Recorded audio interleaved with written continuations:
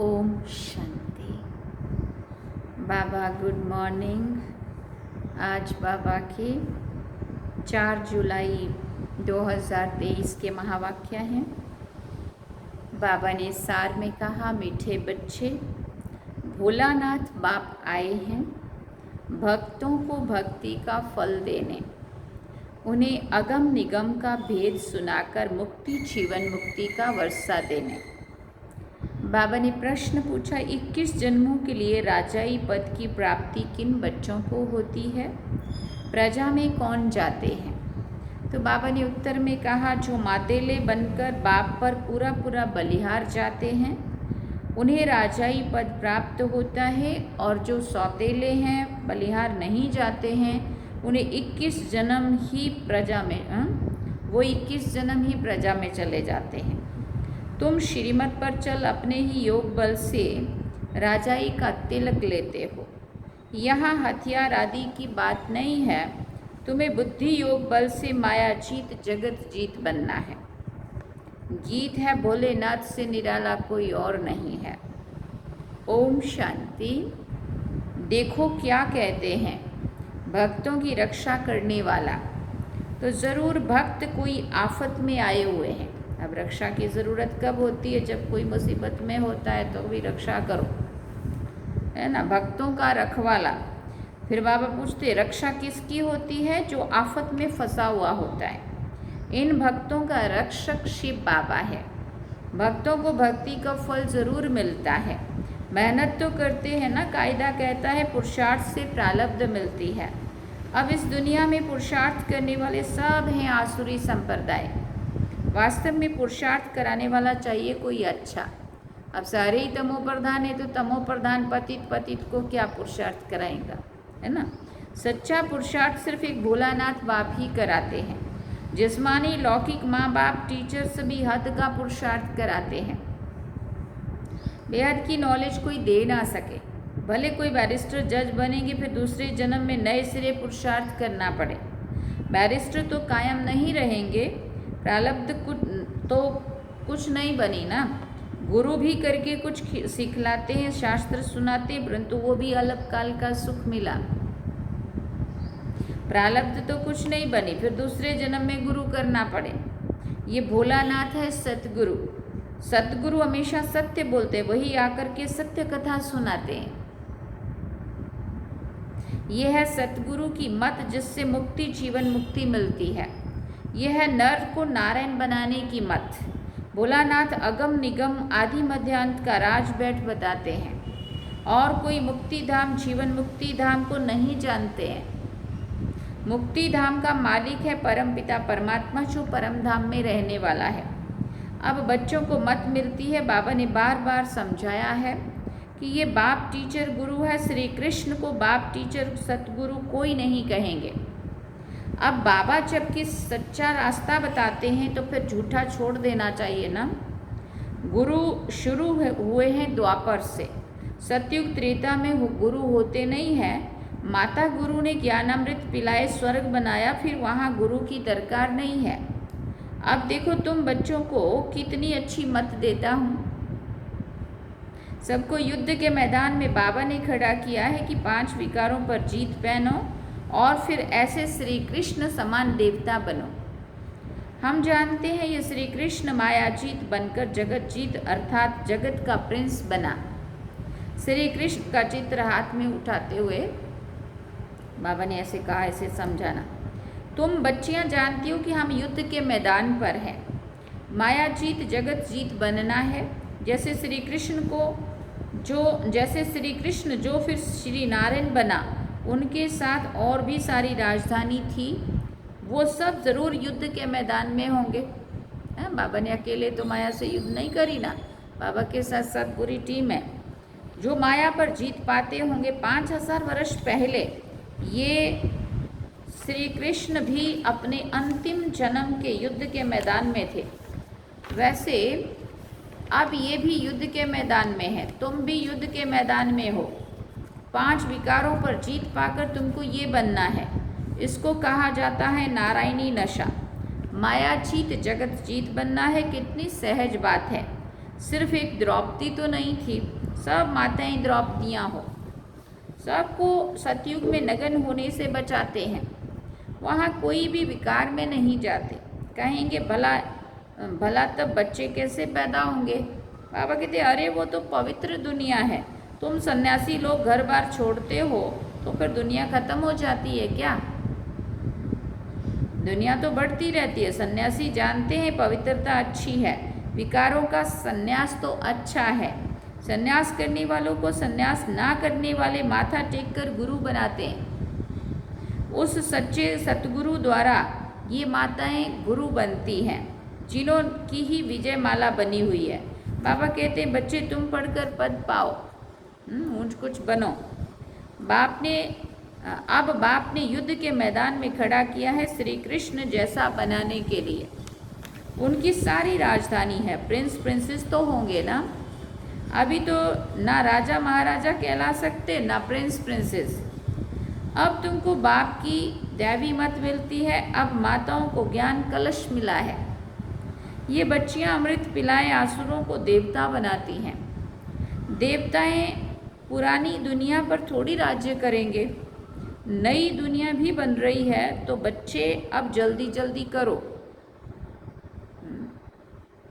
एक है विकारों का बंधन, दूसरा है फिर कर्म बंधन। उनसे छूटने के लिए श्रीमत पर चलना पड़े। बाबा कहते हैं मुझे याद कर अशरीरी बनो। ऐसे नहीं कि आत्मा परमात्मा में मिल एक हो जाती है। ना कोई ज्योत समाया है, ना समाने है। आत्मा समा जाए तो फिर तो जड़ हो जाए। आत्मा तो अविनाशी है ना। ज्योति में ज्योत अगर मिल गई फिर तो अपना अस्तित्व खत्म हो गया ना उसका, इसलिए वो खत्म नहीं होता। आत्मा तो अविनाशी है। शरीर को विनाशी कहा जाता है। आत्मा मेरे साथ योग लगाकर पवित्र बनती है। हाँ, मैली होती है साफ होती है, मैली होती है साफ होती है, बाकी मिट नहीं जाती है। फिर शरीर भी पवित्र मिलेगा। आत्मा पवित्र हो जाएगी, फिर ये शरीर खलास हो जाएगा। फिर पवित्र तत्वों से पवित्र शरीर बनेंगे। ये शरीर पूजन लायक नहीं बनते। पूज्य तो सिर्फ देवताएं ही है, उन पर फूल चढ़ा सकते हो। उन्हों को श्री श्री अर्थात श्रेष्ठ ते श्रेष्ठ कहा जाता है। श्री श्री 2 बार क्यों कहते हैं? क्योंकि सूर्यवंशी लक्ष्मी नारायण है, ऊंच ते ऊंच। उनकी आत्मा और शरीर दोनों पवित्र हैं। उन्हों को 16 कला संपूर्ण कहेंगे। चंद्रवंशी है 14 कला, तो चंद्रवंशी को सिर्फ श्री कहेंगे। 2 कला कम हो गई। लक्ष्मी नारायण को ऊंच टाइटल मिलता है श्री श्री लक्ष्मी श्री श्री नारायण। वो है महाराजा महारानी और राम सीता है राजा रानी। नंबरवार जो जैसा बनता है उनको ऐसा टाइटल मिलता है। यहाँ भी महाराजाएं और राजाएं हैं। बड़े को महाराजा कहा जाता है। राजाएं महाराजाओं के आगे सिर झुकाएंगे। जैसे यहाँ कैसे होता है, हमारे बड़ी दादियाँ फिर दीदियाँ, हमारे सीनियर जो भी है तो हम उनको रिस्पेक्ट देंगे ना। महाराजा पहले हैं, राजा पीछे हैं। तो अब श्रीमत पर चलना है। श्री श्री जगत गुरु। रुद्रमाला है ना, जगत का मालिक भी वही है, टीचर भी वो है, गुरु भी वही है। ऐसे बाबा को याद करना पड़े ना। कहते हैं बंधन है कोई छुड़ावे, तोते का मिसाल दिया। फिर अरे भगवान कहते हैं मैं तुमको लेने आया हूँ, तुम सिर्फ उंगली पकड़ो। हाँ, वो तोते का बताते हैं ना कि वो डाल को पकड़ के खुद बैठा है और फिर कहता है ये छोड़ता नहीं है, तो छोड़ो तो छूटे। बाबा कहते वो जो कहे सो करो। पवित्र तो ज़रूर बनना है। इस कब्रिस्तान को क्या याद करना है? रहना भले यहाँ है, परंतु सिर्फ बुद्धि योग वहाँ लगाना है। इसको कहा जाता है शांति धाम, सुख धाम को याद करना। नष्टोमोहा भी बनना है। फिर ये भी कहा वो है पतियों का पति, बापों का बाप और गुरुओं का भी गुरु। तो ऐसा श्री कृष्ण बनने के लिए मेहनत करनी पड़े। कल्प पहले भी पुरुषार्थ किया था और सतयुग की राजधानी स्थापन हुई थी, फिर हो रही है। इसमें पवित्र होना है। पति जो सेवा कहे वो तुम करो, बाकी सिर्फ पवित्र रहना है। पवित्र नहीं बनेंगे तो क्या होगा? पवित्र नहीं बनेंगे तो वैकुंठ का मालिक नहीं बनेंगे। अब बाप आकर तुम बच्चों को स्वर्गवासी बनाते हैं। पतितों को पावन करने वाला भी वही है, जगत का मालिक भी वही है। अब तुम बच्चियां ज्ञान धन से मनुष्यों को देवता बनाओ। ये तो नॉलेज है, बुद्धि में कितनी रोशनी आ गई है। और कोई को ये नॉलेज नहीं है, सब दर दर धक्के खाते रहते हैं। यहाँ हमको बाबा ने कितना साइलेंस में बिठा दिया है, और वो देखो ढूंढने के लिए कितना दर दर जा रहे हैं। बाबा कहते मरने लायक हो तो भी बैठकर सुनो। ओ माय गॉड, सुनो, देखो मुरली का महत्व। मरने लायक भी हो गए तो भी बैठ के सुनना है। ज्ञान अमृत मुख में और शिव बाबा की याद हो तब प्राण तन से निकले, फिर अंतमति सो गति हो जाएगी। नहीं तो ना विक्रम विनाश होंगे और ना ही मोह जीत बनेंगे।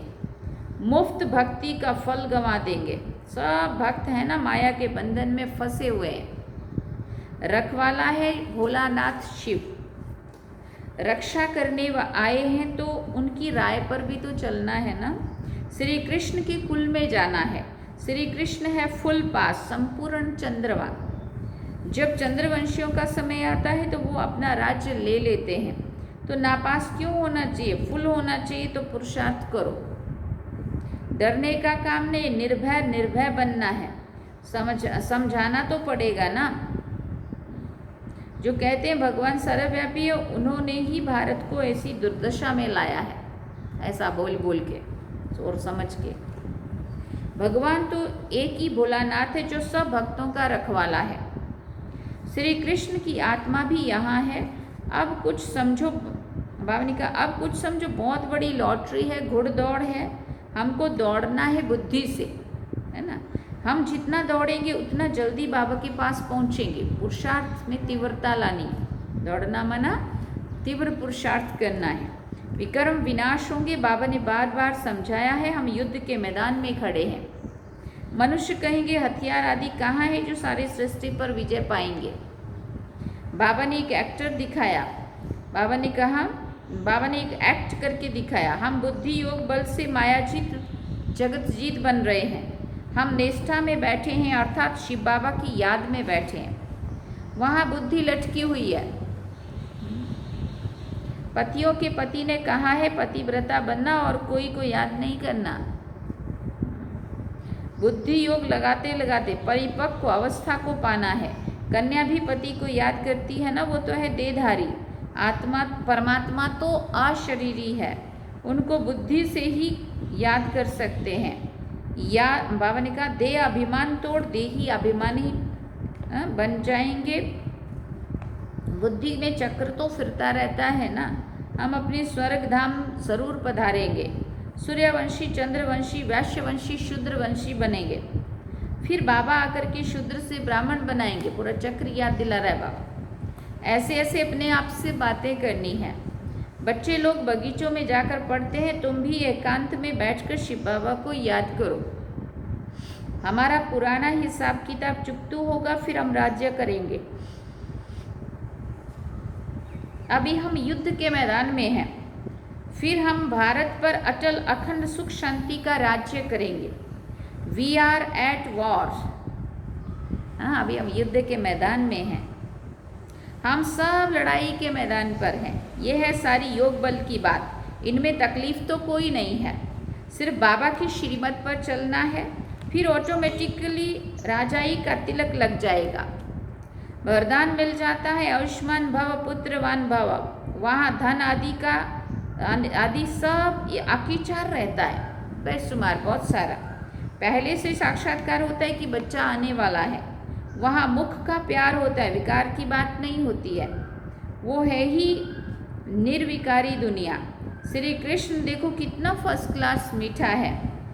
अब ऐसा बनना है तुमको, तो पटरानी बनना है। मीरा तो सिर्फ भजन गाती थी, उनको भगवान थोड़ी मिला, वो तो है ही भक्ति मार्ग। मीरा भी अभी कहाँ ना कहाँ है, उसने भी ज्ञान लिया होगा अगर पक्की भक्तिन होगी। हम भी द्वापर से भक्ति करते आए हैं ना। बुद्धि से पहचान समझना है, शिव बाबा मैं आपकी हूँ, आप से पूरा वर्षा लूँगी।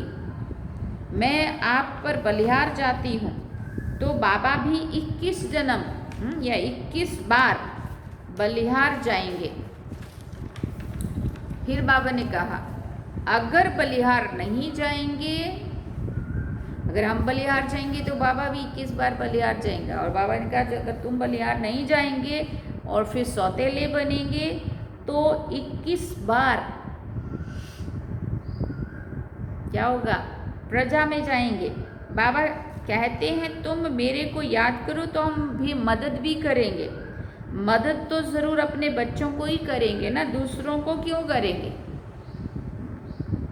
अच्छा मीठे मीठे, अच्छा माता पिता बाप दादा का मीठे मीठे सिकिल दे बच्चों प्रति याद प्यार और गुड मॉर्निंग। रूहानी बाप की रूहानी बच्चों को नमस्ते।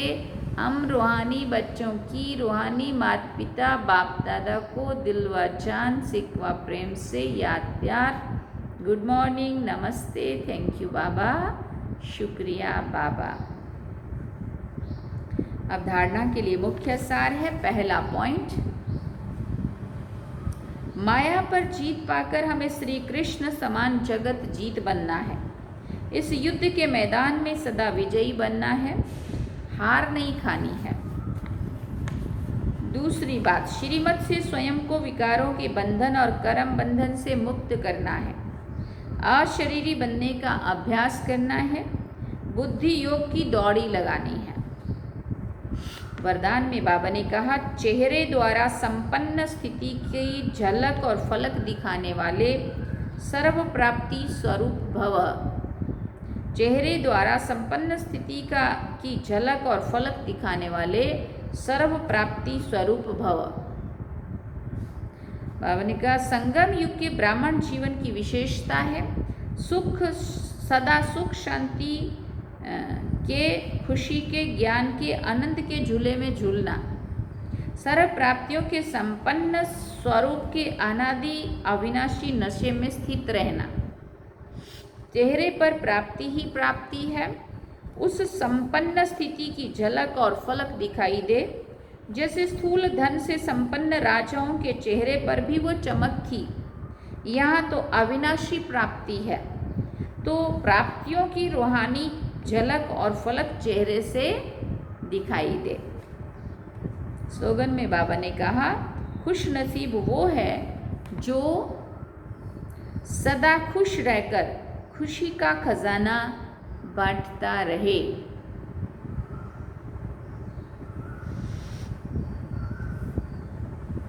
क्या सुना स्लोगन में? खुश नसीब वो है जो सदा खुश रहकर खुशी का खजाना बांटता रहे। अच्छा, ओम शांति। सार में बाबा ने कहा, मीठे बच्चे, भोलानाथ बाबा आए हैं भक्तों को भक्ति का फल देने, उन्हें अगम निगम का भेद सुनाकर मुक्ति जीवन मुक्ति का वर्षा देने। और गीत सुना, भोलेनाथ से निराला कोई और नहीं है। ओम शांति। तो ये थे आज बाबा के महावाक्य जो हम सभी ने सुने। अब हम बाबा को याद करेंगे। चलिए बाबा की